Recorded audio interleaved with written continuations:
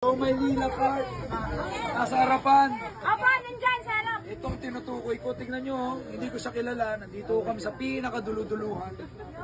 Ay, halika rito, pakilala kita. Anong pangalan mo ulit? Si Kuya Edgar, na-meet ko rito sa pinakadulo ng Baseco. Nabigyan kita na sa Maynila. Sinong nagbebenta ngayon doon? Nakastambay muna. Tapos, pero bibigyan kita, tutulungan kita doon, ha? Isa siya sa mga nabigyan ng beneficiary ng ano. Gusto mo, merenda? Pagkatapos ng eleksyon, bawal pa, ha? Tutulungan ko halos wala pang 2 linggo eleksyon na.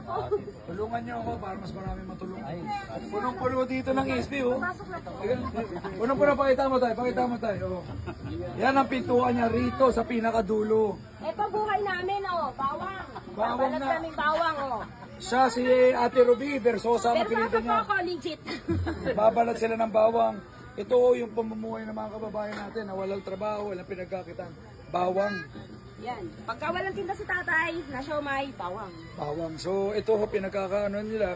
Dapat mabigyan kayo ng permanent Sa pwesto, Aplaya, ha? punta kayo Aplaya. Pupunta ka tayo. Straight doon, Ingat Versosa po, doon. tay, ha? So, dito ho tayo ulit sa Baseco, sa pinakadulo na. Kilala ko si tatay rito, beneficiary ng Show Maynila, nabigyan ng negosyo. Huwag kang makilala, tay. Bibigyan ko kayo puhunan ulit, ha? Para Asahan namin mapagsimula. yan, ha? Asahan mo talaga, taga mo na rito.